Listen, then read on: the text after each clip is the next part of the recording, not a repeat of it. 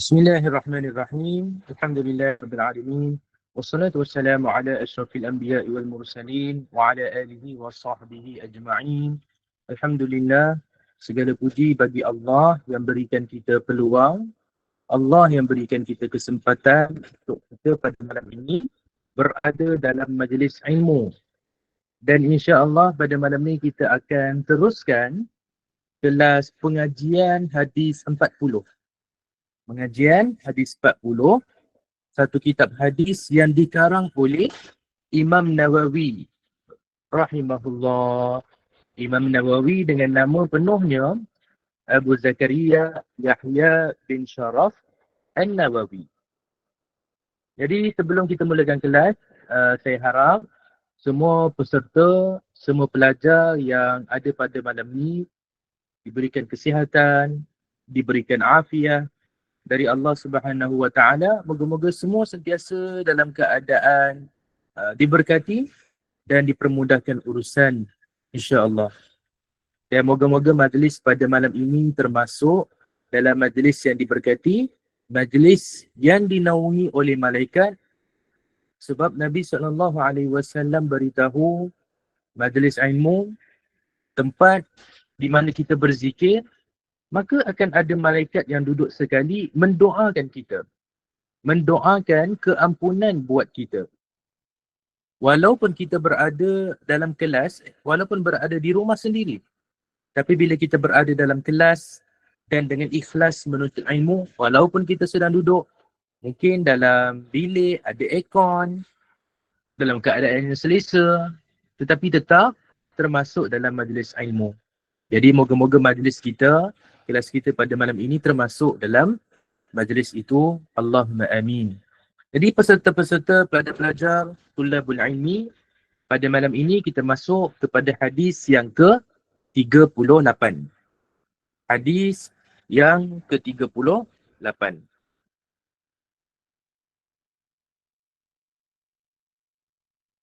Hadis 38. Maka kita bacakan sama-sama hadisnya. Dan sebelum kita terus pengajian kita, saya nak tanya terlebih dahulu, line okey tak? Line, suara, ada sekat-sekat ke? Ataupun semua dalam keadaan baik? Baik ya? Alhamdulillah. Dan kalau ada apa-apa kekurangan boleh terus maklum ya. Kita baca sama-sama hadis ni. An Abi Hurairah.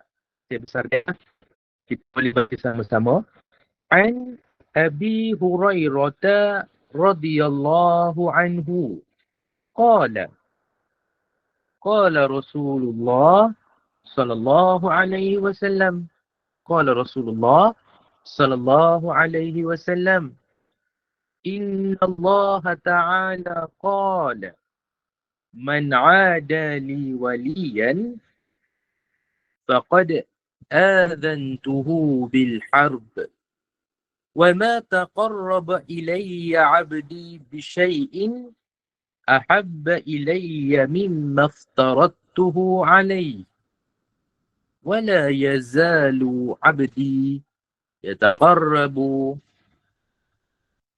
إِلَيَّ بِالنَّوَافِلِ حَتَّى أُحِبَّهُ فَإِذَا أَحْبَبْتُهُ كُنْتُ سَمْعَهُ الَّذِي يَسْمَعُ بِهِ وبصره الذي يبصر به ويده التي يبطش بها ورجله التي يمشي بها ولئن سألني لأعطينه ولئن استعاذني لأعيذنه رواه البخاري.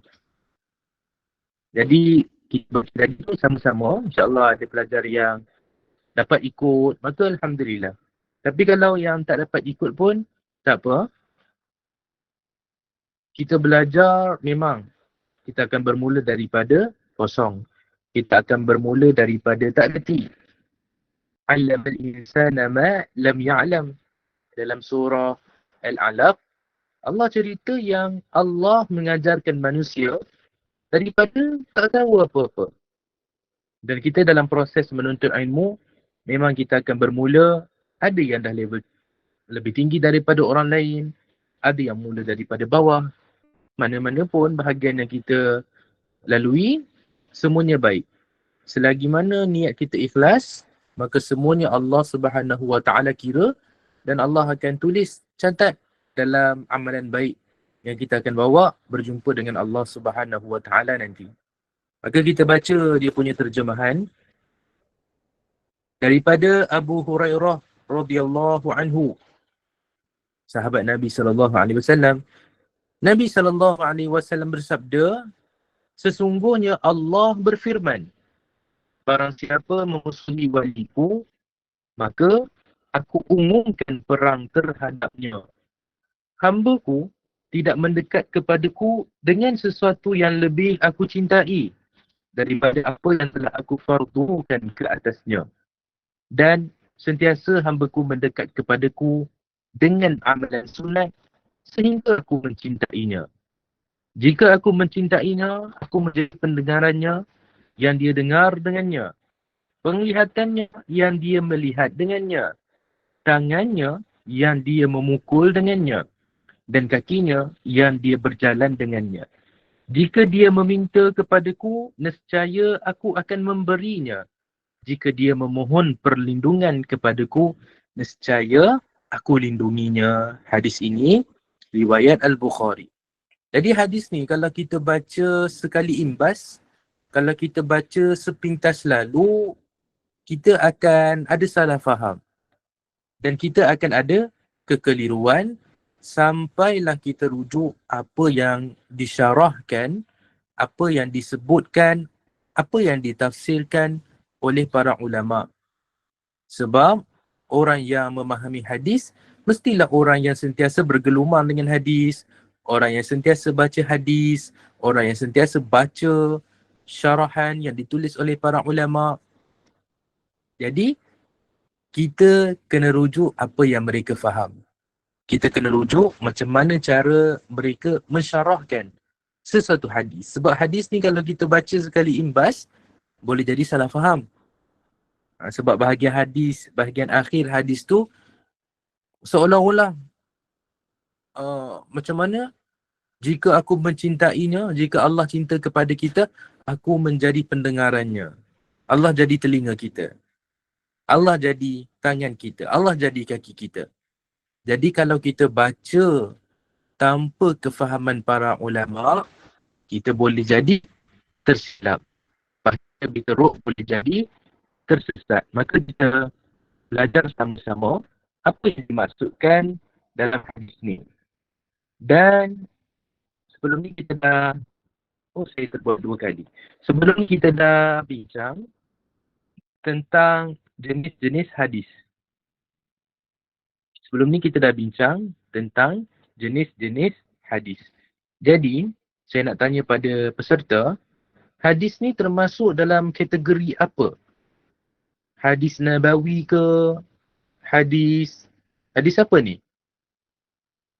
Ada sesiapa yang tahu? Ada sesiapa yang masih ingat hadis ni termasuk dalam kategori apa?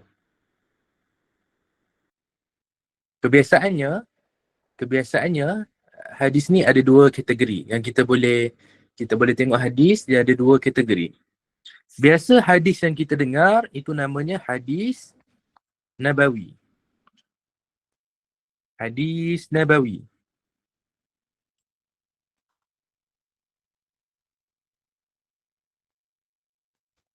Biasa yang kita dengar tu kan yang Nabi SAW bersabda, qala an-nabiy sallallahu alaihi wasallam, itu hadis Nabawi. Walaupun biasa kita sebut sebagai hadis. Biasa kita panggil hadis je. Tapi nama penuh dia hadis Nabawi. Hadis maksudnya, apa makna hadis? Hadis artinya ucapan. Ataupun sabda. Nabawi pula daripada Nabi ataupun prophetic. Yang ni yang biasa kita dengar hadis-hadis tu semuanya hadis nabawi. Dan betul jawapan dari Qudsi. Betul ya? Yang biasa kita dengar tu hadis nabawi. Dan satu lagi adalah hadis Qudsi. Hadis Qudsi. Di mana Nabi SAW petik ataupun sampaikan firman Allah. Tapi firman tu bukan Al-Quran. Firman Allah ada yang dalam bentuk Al-Quran yang Allah nak sampaikan kepada kita dalam bentuk kitab, dan ada juga dalam bentuk hadis yang disampaikan oleh Nabi SAW. Saya suka terjemahkan hadis kursi sebagaimana yang ditulis oleh Dr. Jonathan Brown, seorang pakar hadis daripada Amerika Syarikat. Hadis kursi ni, nak bagi mudah faham, dia namakan sebagai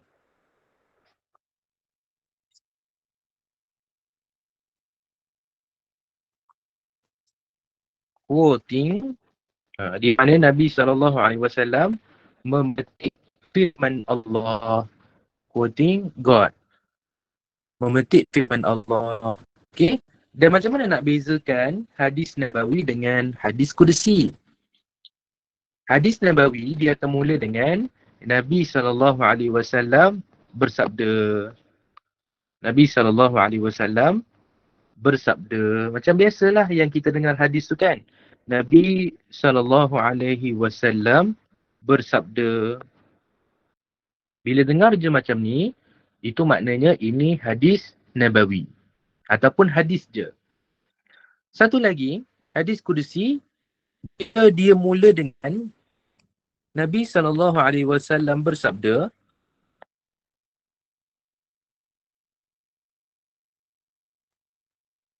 firman Allah, gitu. Dia boleh dalam bentuk yang lain.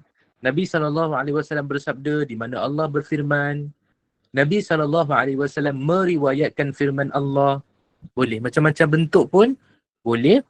Asalkan difahami bahawa Nabi SAW sedang menyampaikan firman Allah. Okay. Dengan lafaz daripada Allah Subhanahu Wa Taala. Itu hadis Qudsi. Dia bukan Al-Quran. Dia tak ada mukjizat. Macam Al-Quran kalau kita baca kan, Al-Quran ini mukjizat. Al-Quran ini bila kita baca dikira sebagai ibadah. Satu huruf digandakan 10 kali pahala. Hadis Qudsi tak macam tu. Hadis Qudsi disama dengan hadis Nabawi daripada sudut fadilat, daripada sudut kelebihan. Nak baca tak perlu pun bismillah. Kalau baca Al-Quran kita perlu a'udzubillahi minasyaitonirrajim. Bismillahirrahmanirrahim. Hadis Qudsi dan hadis Nabawi tak perlu. Nak pegang kalau ada satu kitab hadis Qudsi, kumpulkan banyak-banyak hadis Qudsi dalam satu kitab. Bila kita nak pegang, tak wajib ambil wuduk. Tak wajib ambil air sembahyang. Kalau Quran, kena pegang dengan berwuduk. Tak berwuduk, berdosa. Haram menurut mazhab Asy-Syafi'i. Jadi saya harap faham ya, perbezaan antara hadis Nabawi dengan hadis Qudsi. Saya harap semua dapat faham, saya harap semua dapat ikuti pelajaran ni insya-Allah. Jadi kita tengok hadis ni, Allah Subhanahu Wa Taala beritahu tentang sesiapa yang memusuhi wali Allah. Sesiapa yang memusuhi wali Allah. Dan hadis ni dia jadi satu kontroversi untuk memenangkan sebahagian pihak. Sebab kita tahu ramai orang claim, ramai orang dakwa yang dia punya kumpulan, dia punya tarikat, dia punya geng, ada wali Allah. Jadi kalau sesiapa tak puas hati dengan dia punya kumpulan ataupun tak puas hati dengan fahaman dia, dia kata kita ni memusuhi wali Allah. Dan kalau kita memusuhi wali Allah, sebagaimana dalam hadis ni, apa yang Allah akan buat? Bila kita memusuhi wali Allah, Allah akan lancarkan perang. Allah iklankan ataupun Allah a'lantuhu.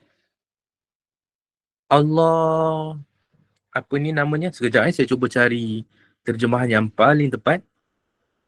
Adzantuhu, aku isytiharkan, okey? Allah isytiharkan perang.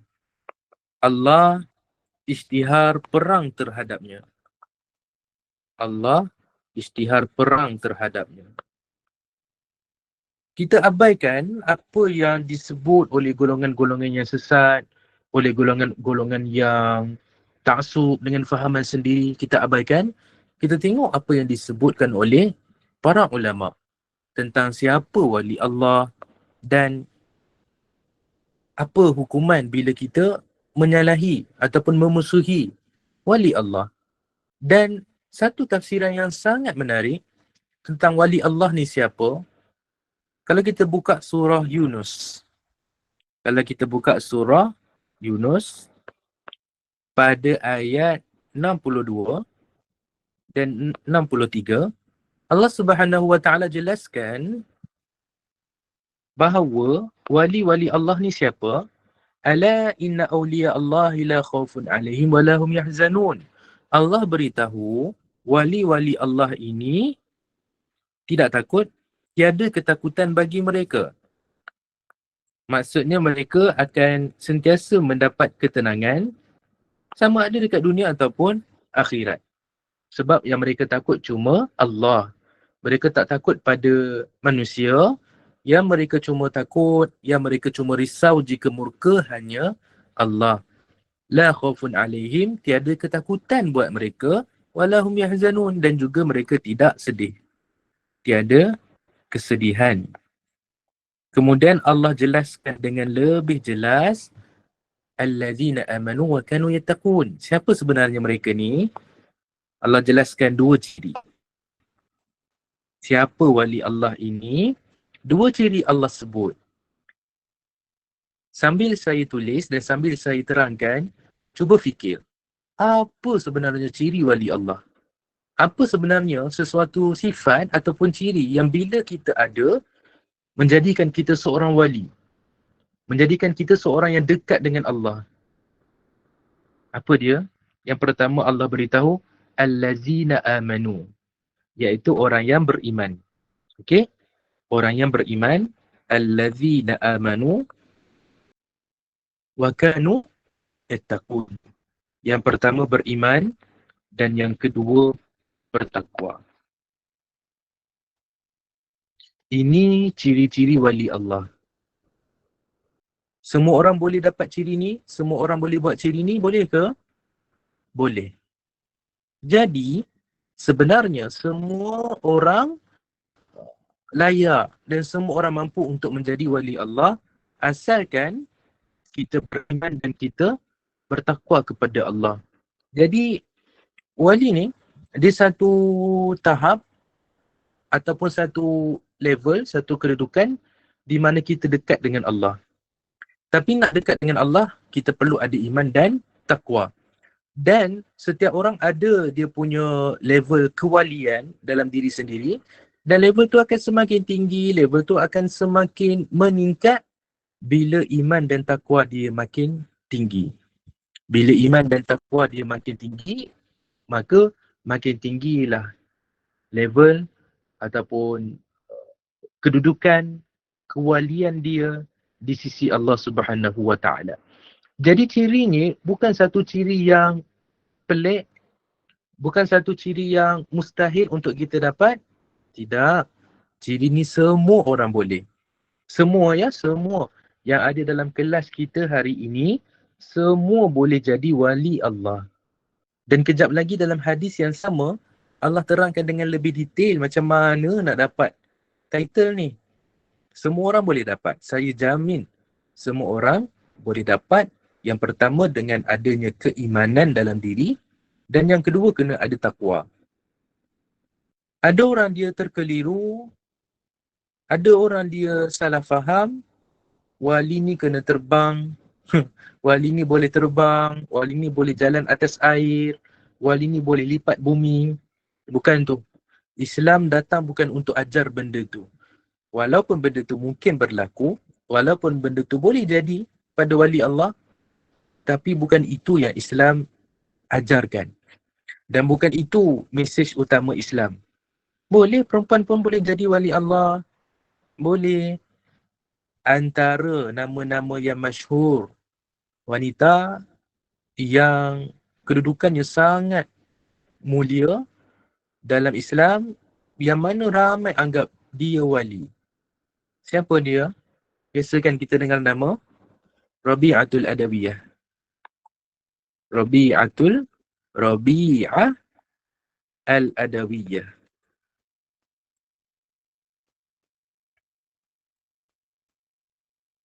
Seorang sufi, seorang abid, seorang yang memang dalam hati dia tak ada siapa-siapa kecuali Allah. Sepanjang hidup dia memang untuk mengabdikan diri kepada Allah Subhanahu wa Ta'ala. Rabi'ah Al-Adawiyah. Yang dimaksudkan dengan tiada kesedihan, adakah maksudnya dia boleh bersedih tetapi tidak lama, atau dia redha dengan apa jua takdir Allah? Baik. Dalam surah Yunus, ayat yang kita baca tadi tu, dia boleh jadi ertinya kehidupan di akhirat. Boleh jadi kehidupan di akhirat, maksudnya dia berada dalam syurga. Wali-wali Allah kan masuk dalam syurga, dan dalam syurga tak ada kesedihan, dalam syurga tak ada ketakutan. Dan boleh juga jadi di dunia. Boleh juga jadi ketika di dunia, tapi macam mana? Adakah mereka ni tak sedih langsung? Adakah mereka ni tak takut langsung? Jadi, macam mana kita nak tentukan? Kita kena tengok balik macam mana yang Nabi SAW ajarkan. Macam mana yang Nabi SAW ajarkan waktu sedih. Waktu menimpa kepada baginda satu perkara yang menyedihkan. Apa yang baginda buat? Apa yang Nabi SAW buat bila sedih ataupun bila ditimpa dengan musibah? Jadi kita kena pegang betul-betul ni. Kita kena ingat sampai bila-bila apa yang boleh kita buat untuk dapat ciri yang sama dengan Nabi SAW. Waktu Ibrahim, anak Nabi SAW yang lelaki, waktu tu Ibrahim tak silapnya setahun setengah macam tu lebih kurang. Tak sampai 2 tahun. Baby lagi, maka Ibrahim meninggal dunia. Ibrahim meninggal dunia dalam pelukan Nabi SAW. Dan Nabi menangis. Nabi menangis. Sahabat tanya pada Nabi, wahai Rasulullah, kamu pun menangis? Sebab sahabat ni dia ada satu expectation yang Nabi mestilah orang yang paling sabar, Nabi mestilah orang yang paling redha, takkan menangis. Tapi Nabi jelaskan, innal aina tadmu' wal qalba yahzan. Nabi SAW beritahu, bila ditimpa kesedihan, kita boleh sedih kan? Nabi kata, sesungguhnya mata boleh menangis. Sesungguhnya mata mengalirkan air. Dan hati bersedih. Mata boleh mengalirkan air dan hati boleh bersedih. Tetapi ni mulut, tetapi kita tidak ucapkan satu perkara yang Allah tak redha. Mata boleh menangis, hati boleh sedih, tetapi mulut kita tidak boleh sebut melainkan apa yang Allah redha. Itu dia punya prinsip. Jadi bila datang satu benda yang sedih pada kita, kita sebagai manusia fitrahnya kita boleh menangis. Dan hati kita memang akan hancur. Tapi dalam masa yang sama, kita tahu ini ujian daripada Allah dan kita kena kawal mulut kita jangan sebut perkara yang kalau kita sebut tu menyebabkan Allah nilai kita sebagai orang yang tidak redha. Jadi mulut kena jaga. Mulut kena hati-hati. Walaupun berat macam mana pun ujian yang Allah bagi, hati kita hancur macam mana pun, mulut kita kena jaga. Jangan sampai kita dikategorikan sebagai orang yang gagal dalam ujian tu. Jadi ya, boleh sedih. Boleh sedih dengan apa yang Allah beri pada kita, ujian, sebagaimana Nabi SAW, tetapi kita kena pandang lebih jauh. Kita kena sedar yang kita punya tempat sebenarnya di akhirat nanti. Dan kita sedih tu dia takkan lama. Sebab kita akan nampak akhirnya kita akan kembali juga kepada Allah Subhanahu Wa Taala. Jadi akhirnya ketakutan dan kesedihan tu akan hilang daripada hati kita walaupun dia datang sekejap. Walaupun dia ada singgah sekejap dalam hati kita, tapi jangan biar lama-lama kita kena buang. Sebab hati kita mesti ada Allah. Apa tanda seseorang tu wali Allah? Orang tu sendiri tu tahu tak dia wali? Orang lain tahu tak orang tu wali? Kejap lagi kita akan cerita. Sebenarnya kalau nak cari definisi wali ataupun ciri-ciri wali yang spesifik, kita tak akan jumpa. Ada disebut tapi ia bukan berdasarkan kepada sunnah Nabi. Tapi macam mana kita nak tahu? Nanti kita akan tahu. Dan yang penting, seseorang wali, dia tidak akan claim dia wali. Seseorang wali, dia tak akan claim yang dia itu wali. Solat, ya. Nanti kita akan tengok macam mana nak jadi wali Allah Subhanahu Wa Taala selain ada keimanan dan ketakwaan dalam diri. Kita sambung. Allah Subhanahu Wa Taala beritahu dalam hadis ni, saya highlightkan bahagian firman Allah Subhanahu Wa Taala, hamba-Ku tidak mendekat kepadaku dengan sesuatu yang lebih aku cintai daripada apa yang telah aku fardukan ke atasnya. Apa maknanya? Kalau kita terjemah daripada bahasa Arab, mungkin sedikit pening. Tapi senang je sebenarnya apa yang Allah Subhanahu Wa Taala maksudkan dekat sini.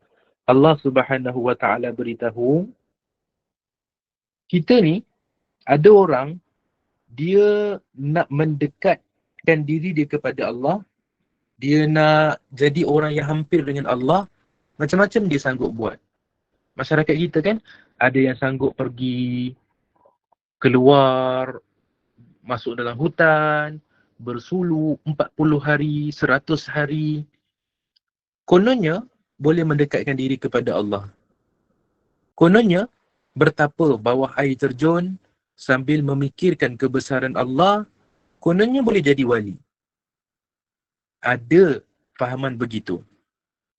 Tetapi yang disebutkan dalam hadis ni bukan macam tu. Allah beritahu, perkara yang Allah paling suka bila seseorang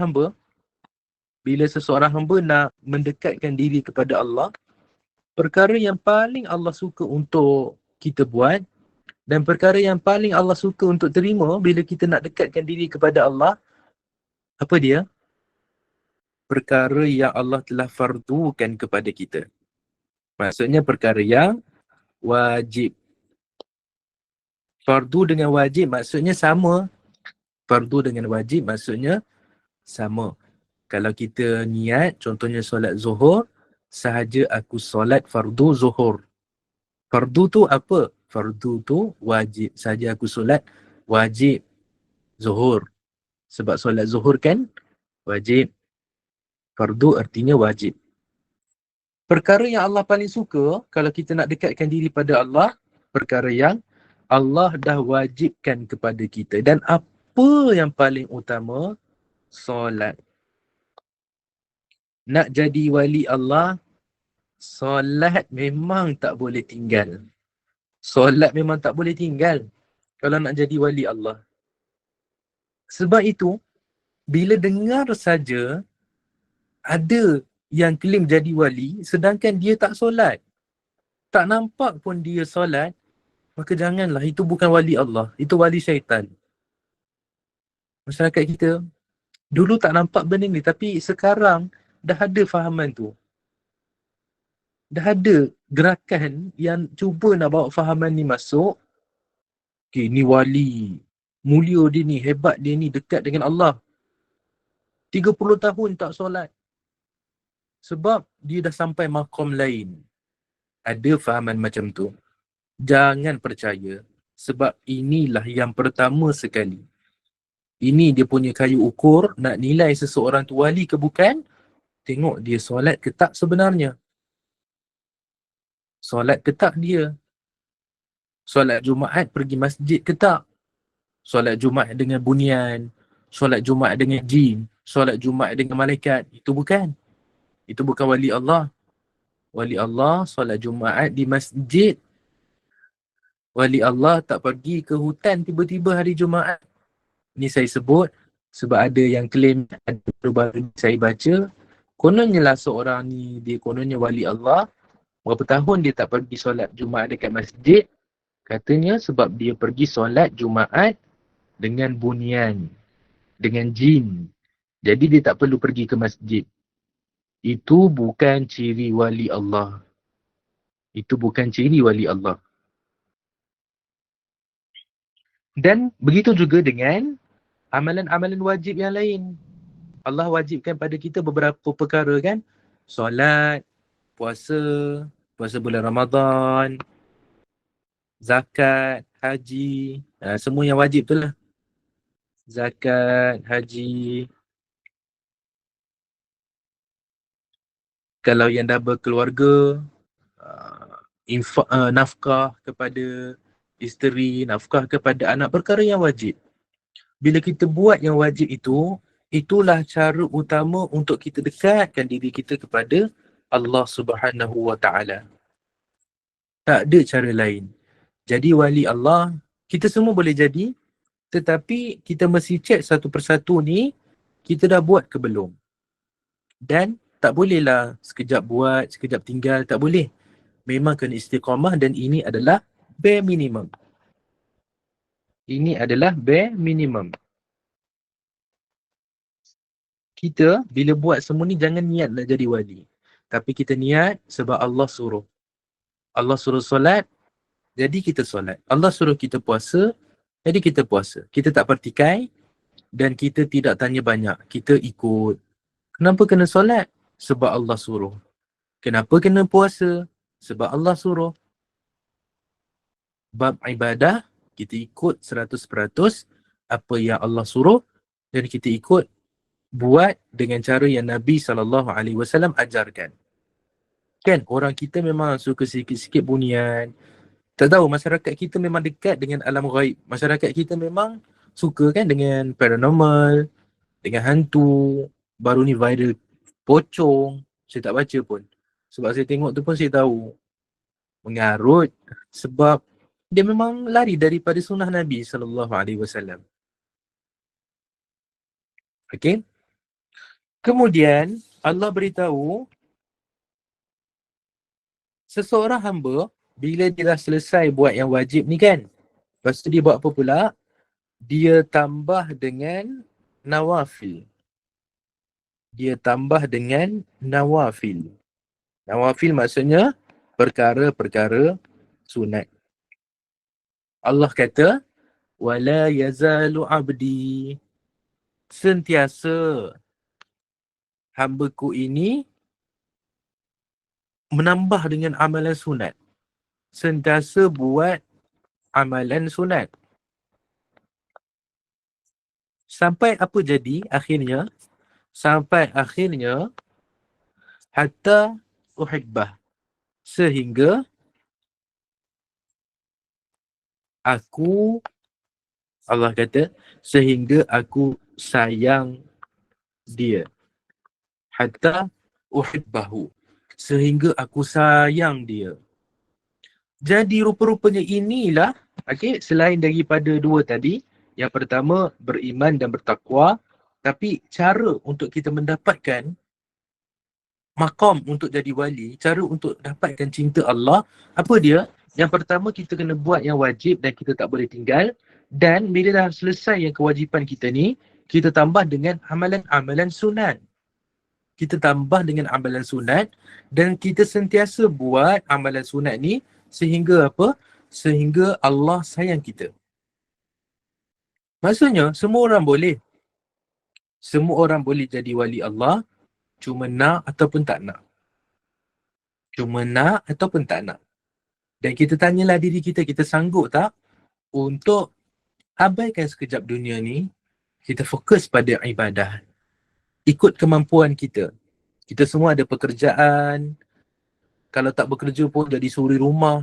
Banyak kerja juga dekat rumah. Tak banyak ibadah yang kita boleh buat. Tapi, yang wajib kita selesaikan dan dalam masa yang sama, kita tambah dengan amalan sunat sekadar yang termampu. Buat amalan sunat ni bukan semua kita kena follow. Ada satu buku amalan sunnah, semua kita kena buat. Bukan macam tu. Kita buat mana yang kita mampu.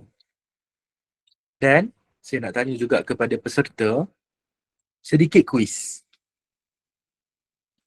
Apa yang dimaksudkan dengan sentiasa buat amalan sunat? Ada tak satu perkataan yang muncul dalam fikiran?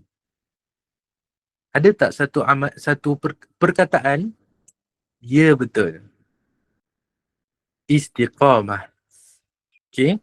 Itu kuncinya. Nak jadi wali Allah, nak jadi orang yang Allah sayang, dia punya kunci adalah istiqamah. Jadi soalan tadi, ada yang tanyakan, apa ciri-ciri wali? Ciri-cirinya bila kita tengok dia istiqamah buat amalan baik. Dia istiqamah buat amalan sunat, maka insya-Allah dia wali Allah. Sebab istiqamah ni sangat susah. Istiqamah ni sangat berat. Kita tengok ada seorang pakcik tua, setiap hari pergi ke masjid, susah macam mana pun dia pergi masjid. Dan kita tak pernah nampak dia buat benda tak elok. Kita tak pernah nampak dia mengumpat orang lain. Kita tak pernah nampak dia mengutuk orang lain. Dia datang ke masjid untuk solat semata-mata, untuk beribadah. Lepas tu dia balik. Sampai umur dia 70 tahun, 80 tahun, itu yang dia ulang. Maka kita boleh kata, insya-Allah dia wali. Insya-Allah bukan dia dekat dengan Allah Subhanahu Wa Taala, dan kita kena usaha untuk jadi macam tu. Buat mana-mana amalan yang kita mampu buat. Buat mana-mana amalan sunat yang kita mampu. Sekadar kemampuan kita. Sekadar yang Allah berikan keizinan untuk kita. Paling kurang, kita istiqamah. Kalau contohnya mampu qiyamul lail, mampu solat sunat 2 rakaat je.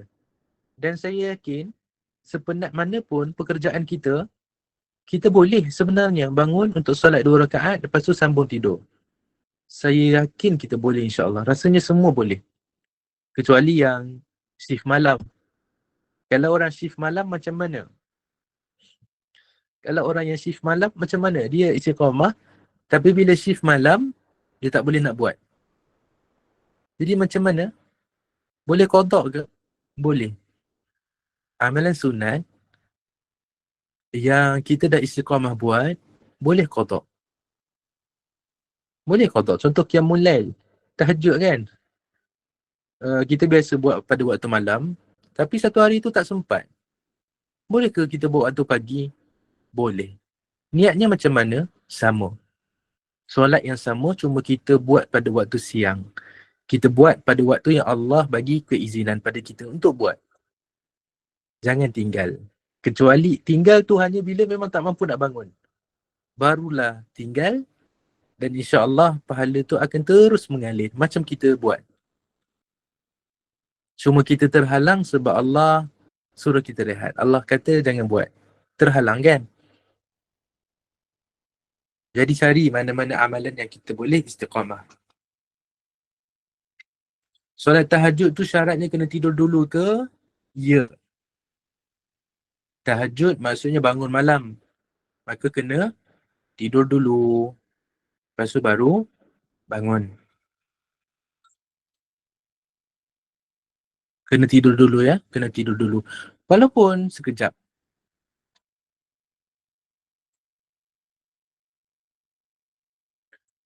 5 minit pun boleh. Okay, alang-alang tu kan. Apa makna tidur daripada sudut hukum? Apa makna tidur? Macam mana kita nak nilai dan nak kata yang tadi saya dah tertidur. Yang tadi saya tidur. Hukum dia daripada sudut agama lah kan. Daripada sudut fiqahnya, macam mana nak kategorikan kita ni dah tidur ke belum? Tadi macam tidur tapi macam sedar kan. Jadi para ulama nilai tidur daripada sudut agama ni, daripada sudut hukum adalah bila hilang kesedaran kita terhadap bunyi-bunyi yang ada sekeliling kita. Contoh kan kita dengar waktu tu tengah ceramah, ada orang ceramah, kita dengar. Tiba-tiba suara tu kita dengar tapi kita tak faham dan makin hilang suara tu, itu tandanya kita tidur. Tapi kalau kita mamai, tapi boleh dengar lagi suara tu. Boleh dengar, mungkin tak faham je lah kan. Boleh dengar lagi. Itu maknanya belum tidur. Walaupun dah berdengkur. Tapi kalau kita suara bunyi dah hilang, tapi kita tak mimpi apa pun, itu tetap dikira sebagai tidur. Jadi dia punya kata kunci, bila hilang je bunyi-bunyi dekat sekeliling kita, maknanya kita dah masuk ke alam lain. Bermakna kita dah tidur. Walaupun 1 saat. Walau 1 saat. Baik, jadi kita pergi ke bahagian terakhir hadis ni. Bila Allah sayang kita, apa yang jadi?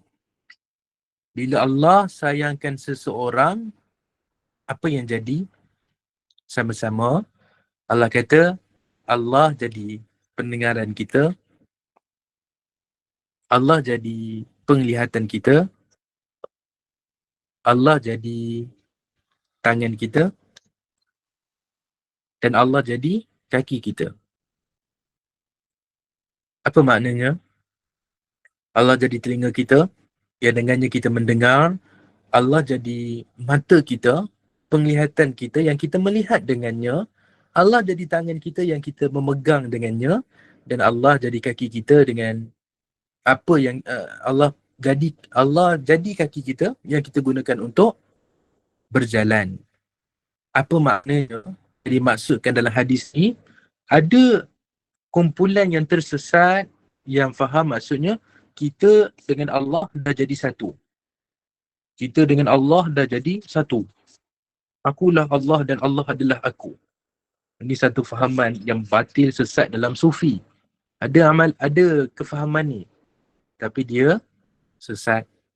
Tak boleh fikir macam tu. Tapi apa maknanya? Allah jadi mata kita, Allah jadi tangan kita. Maksudnya Allah yang pandu kita. Allah yang pandu kita dan Allah sentiasa jaga kita supaya kita sentiasa berada dalam kebaikan. Bila orang yang Allah sayang ni, dia boleh ke tengok maksiat? Dia boleh ke dibiarkan dengan melihat maksiat? Takkan. Kalau kita dah jaga kan? Kalau kita dah jaga diri kita, kalau kita dah sungguh-sungguh jaga dan kita sampai kepada tahap Allah sayang kita, maka Allah akan jaga kita. Allah tak akan biar kita berada dalam maksiat. Dan kita memang perlukan bantuan Allah. Sebab kita hidup sekarang ni dalam suasana maksiat di sekeliling kita. Pandang sana maksiat, pandang sini maksiat. Semua tempat adanya maksiat. Susah kan? Sebab tu Nabi SAW gambarkan orang yang pegang sunnah di akhir zaman ni seumpama kita pegang bara api. Seperti pegang bara api. Dan tanpa kita sedar, sebenarnya handphone kita lah bara api tu. Handphone kita lah yang sebenarnya merosakkan diri kita. Tapi kita perlukan handphone tu. Nak join kelas pun kena ada handphone. Maka kita minta supaya Allah yang pandu kita. Supaya Allah yang jaga tangan kita. Supaya Allah yang jaga mata kita. Sebab kalau kita harapkan diri kita sendiri. Kalau kita serahkan urusan ni pada diri kita sendiri, kita tak akan mampu. Kita tak akan dapat jaga. Tapi kalau Allah yang jaga kita, kita akan terjaga. Di dunia dan di akhirat. Allah akan jaga kita insya-Allah. Jadi, kita jaga diri kita semampu mungkin. Kita jaga Allah. Kita jaga kewajipan Allah. Allah jaga kita. Dalam satu hadis yang lain, Nabi SAW pernah pesan, ihfazillah, ihfazillah,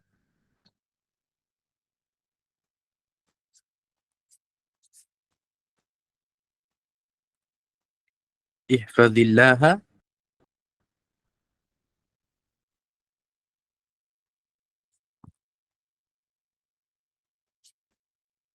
yahfaz.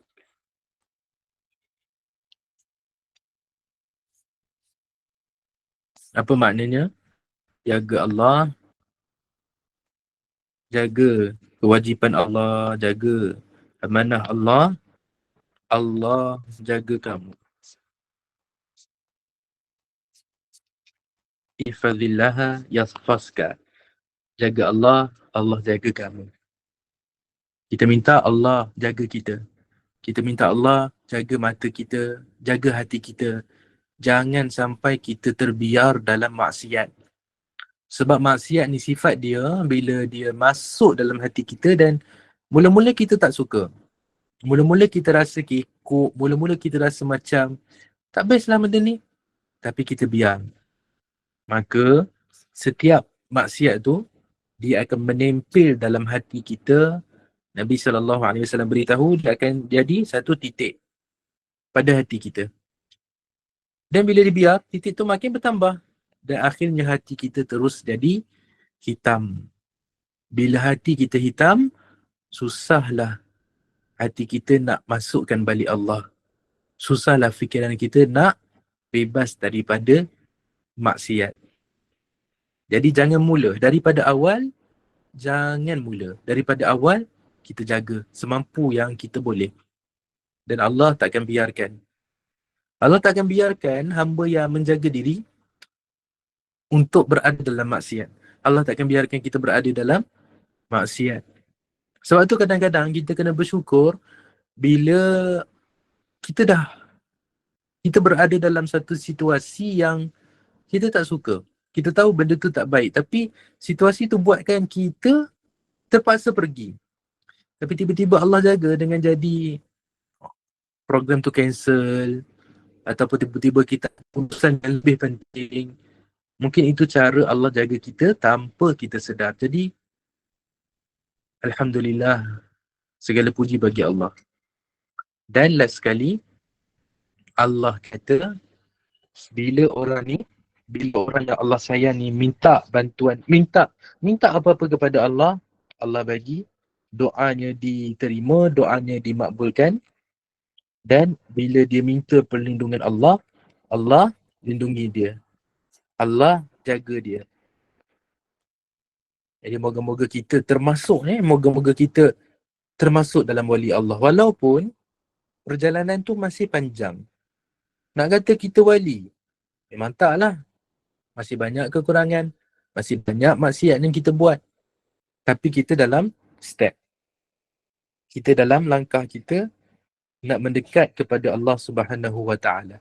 Saya kenal dalam kalangan peserta ni, Masya Allah, seorang yang saya sangat kagum, seorang yang dia ada masa silam yang kurang baik, masa silam yang kalau kita dengar tu gelap, tapi sekarang tahajud tiap malam. Dia mulai setiap malam, Masya Allah, saya sampai kagum sangat. Dan saya harapkan Allah terima semua tu. Yang penting ikhlas kerana Allah. Tengok, kadang-kadang kan, nak jadi orang yang baik ni, ujian dia tak senang. Kadang-kadang dia kena lalui kegelapan dulu, baru dia dapat pergi ke cahaya. Berbanding dengan orang yang daripada awal, tak pernah rasa kegelapan. Dia tak akan hargai cahaya tu. Masya Allah. Jadi, kita minta pada Allah, supaya Allah terima amalan kita, supaya Allah sayang kita, supaya Allah kira kita dekat dengan Allah Subhanahu wa Ta'ala.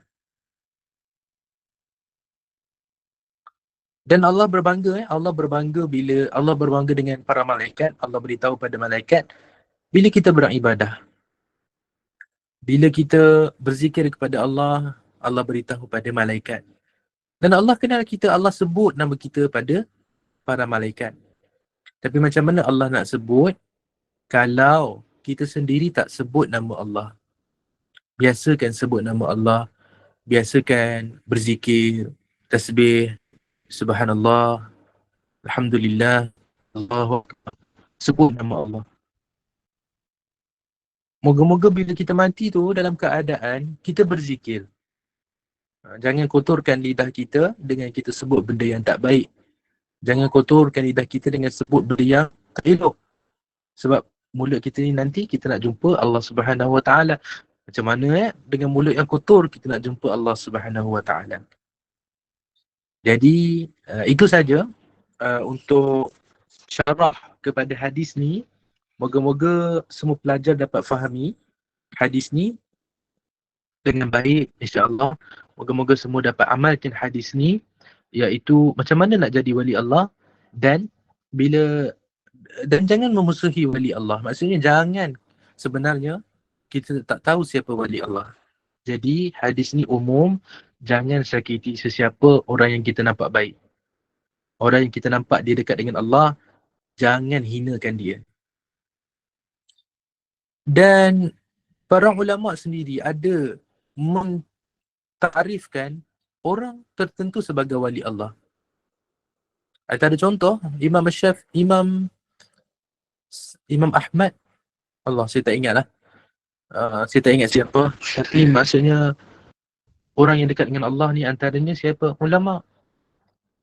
Terutama dalam bidang yang sangat memerlukan istiqamah. Antaranya dalam bidang hadis, dalam bidang fiqh. Orang-orang yang sentiasa bergeluman dengan ilmu, maka insya-Allah mereka itu wali Allah. Jangan kita hina dia. Tiba-tiba ada orang nak hina Imam Syafi'i. Imam itu wali Allah. Jangan, jaga mulut kita. Jangan sakiti dia. Jangan kita hina dia, jangan kita burukkan dia. Takut-takut Allah lancarkan perang terhadap kita. Okey, jadi tadi kita tengok ciri-ciri orang yang Allah sayang kan. Bila Allah sayang, Allah pandu kita. Tapi macam mana orang yang Allah lancarkan perang terhadap dia? Maksudnya Allah tinggalkan dia. Orang yang menyakiti wali Allah, Allah tinggalkan dia. Allah buat hidup dia susah. Allah buat semua urusan dia bertaburan. Allah buat hidup dia porak-peranda. Dia tak akan dapat rasa kasih sayang daripada Allah Subhanahu Wa Taala. Dan itu pun untuk muhasabah diri kita. Boleh jadi bila kita tengok urusan kita berterabur, boleh jadi sebab kita pernah menyakiti seseorang yang rupanya orang tu kedudukan dia dekat dengan Allah. Kita tak tahu. Boleh jadi mak ayah kita. Boleh jadi mak ayah kita. Boleh jadi guru kita. Boleh jadi kawan kita. Kita tak tahu siapa wali Allah. Sebab itu, buat baik dengan semua orang. Buat baik dengan semua orang, insya-Allah. Orang yang baik ini lebih mudah untuk masuk ke dalam syurga. Walaupun amalannya kurang. Alhamdulillah, itu saja syarah hadis ke-38. Sikit lagi kita nak habis hadis 40. Jadi kalau ada apa-apa soalan sebelum kita tutup kelas kita pada malam ini, saya buka ruangan untuk bertanya. Boleh tanya.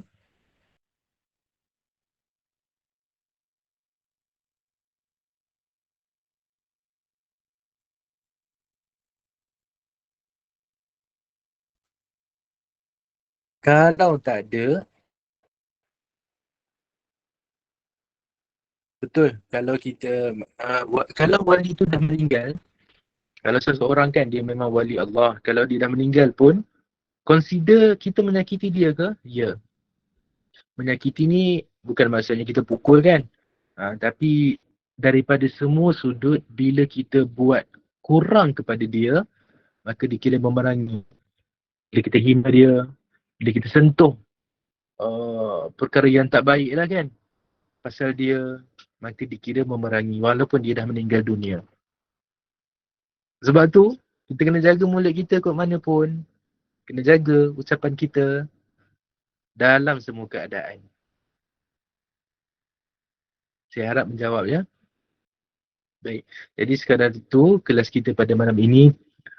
Wali Songo saya tak tahu. InsyaAllah mereka wali. Saya tak tahu. Saya tak baca secara detail sejarah mereka.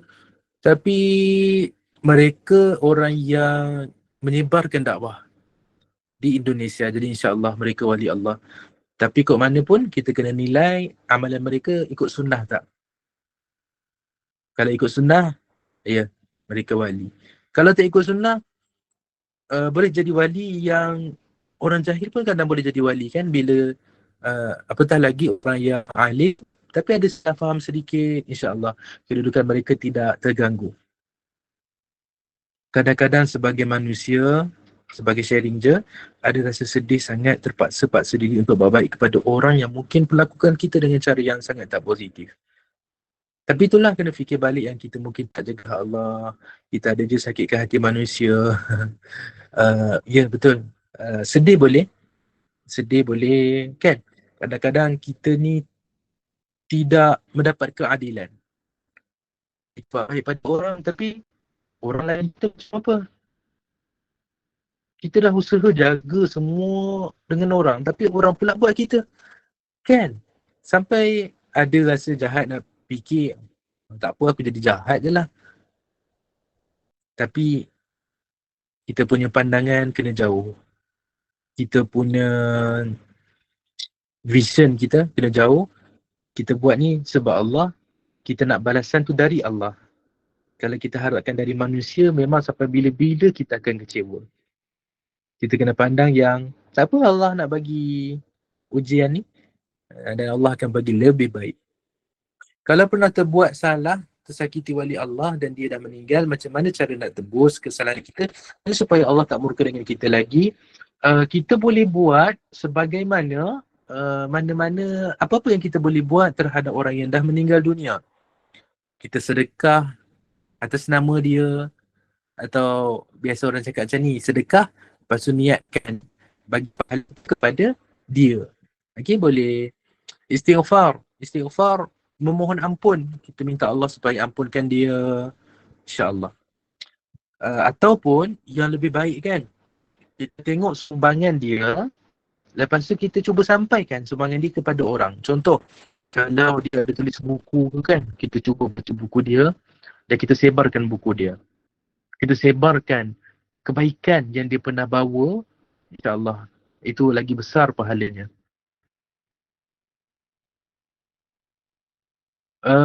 Jujurnya saya tak tahu, Pak Sumit, saya tak tahu macam mana boleh digelar wali Allah.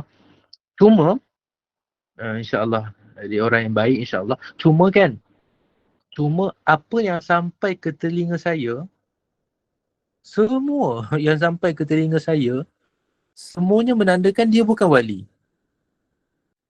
Saya tak kenal sebab saya tak baca pun pasal Pak Sumit, sumber asal saya tak baca. Tapi semua yang sampai ke telinga saya, yang dekat WhatsApp, yang dekat Facebook kan, semua tu bertentangan dengan sunnah.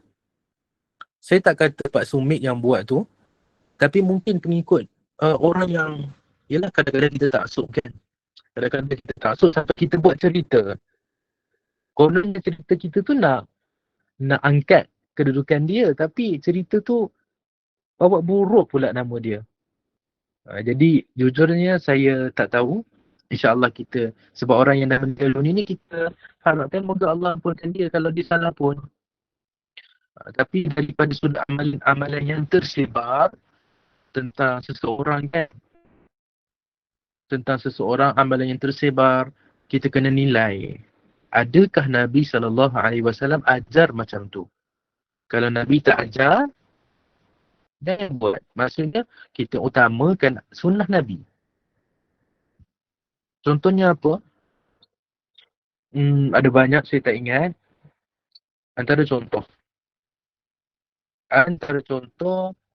ada seorang ustaz cerita tentang Pak Sumit yang satu hari dia pergi ke rumah Pak Sumit.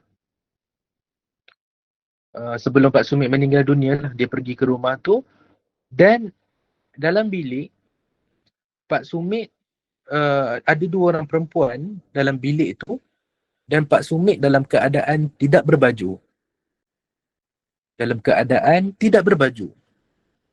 Dan Pak Sumit kata, Alhamdulillah Rinta datang sini. Sebenarnya dia cabut baju tu sebab 2 orang perempuan ni tak nak balik. Jadi, dia cabut baju tu dengan anggapan yang perempuan tu akan balik lah bila buka baju. Tapi tak balik-balik juga sampailah orang tu datang. Jadi rupanya Allah hantarkan orang tu supaya perempuan tu balik. Tapi bila kita tengok cerita ni, ini bukan mengangkat kedudukan Pak Sumit.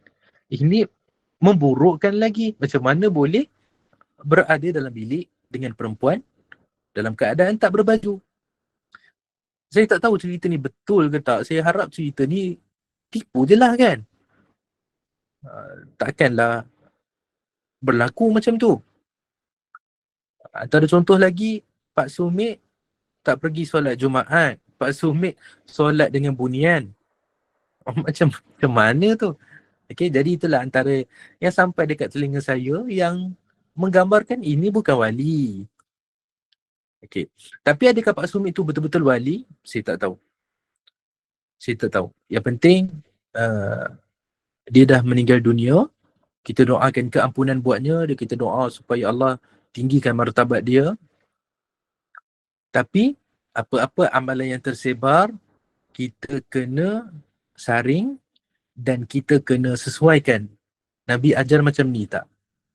Dan ini yang disebutkan oleh Imam Asy-Syafi'i. Kalau kamu nampak ada orang boleh terbang, kalau kamu nampak ada orang boleh jalan atas air, jangan kagum, jangan ikut, sampailah amalan dia dicek dulu, disaring sesuai tak dengan sunnah Nabi SAW. Sebab kalau ada wali nombor 1 dalam dunia ni, mestilah Nabi SAW. Kan? Orang yang paling dekat dengan Allah Subhanahu Wa Taala. Kalau wali-wali yang bawah sikit dari Nabi, mestilah para sahabat. Maka kita ikut Nabi dan kita ikut para sahabat, insya-Allah. Yang penting kita amalkan sunnah Nabi, kita akan selamat di dunia dan di akhirat. Dan kita tak payah takut kan? Maksudnya kalau orang buat, boleh jadi betul, boleh jadi salah. Tapi kalau Nabi yang buat, semuanya betul. Betul.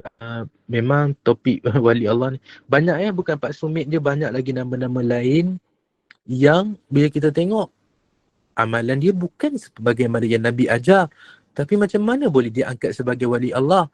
Jadi kita bersangka baik yang dia memang orang baik, cuma pengikut dia taksub. Dan pengikut dia reka cerita kononnya untuk tinggikan kedudukan dia, tapi cerita tu sebenarnya memburukkan lagi dia. Jadi kita doakan keampunan untuk dia, insya-Allah. Kita ikut mana yang baik, ikut mana yang sesuai dengan sunnah Nabi SAW. Terima kasih. Okay, jadi saya harap menjawab soalan. Mohon maaf ambil masa pada malam ini.